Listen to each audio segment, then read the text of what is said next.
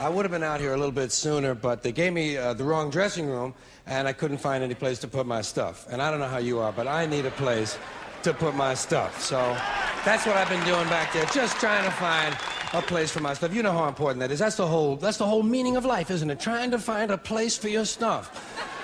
That's all your house is. Your house is just a place for your stuff. If you didn't have so much goddamn stuff, you wouldn't need a house. You could just walk around all the time.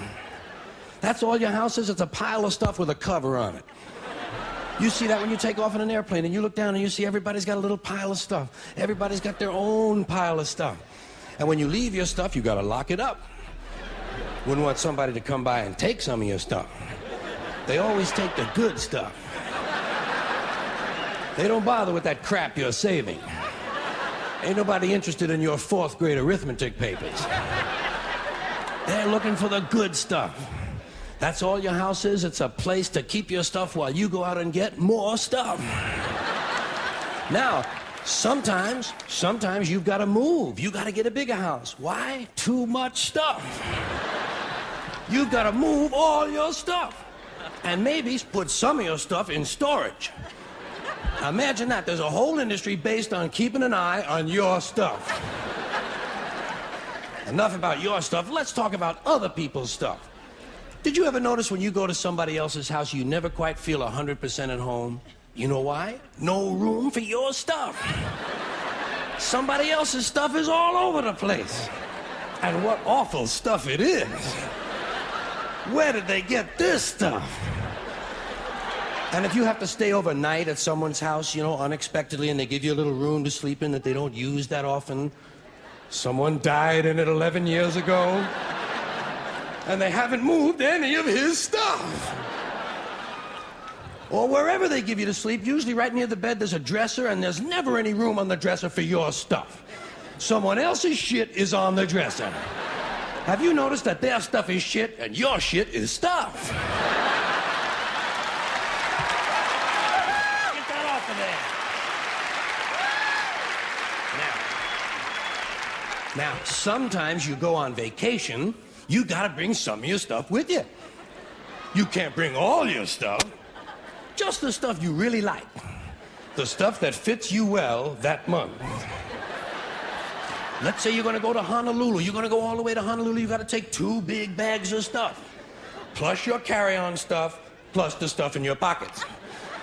You get all the way to Honolulu and you get in your hotel room and you start to put away your stuff. That's the first thing you do in a hotel room is put away your stuff. I'll put some stuff in here, put some stuff down there. Here's another place for some stuff here. I'll put some stuff over there. You put your stuff over there. I'm putting my stuff over here. Here's another place for some stuff. Hey, we got more places than we've got stuff. We're gonna have to buy more stuff. Yeah.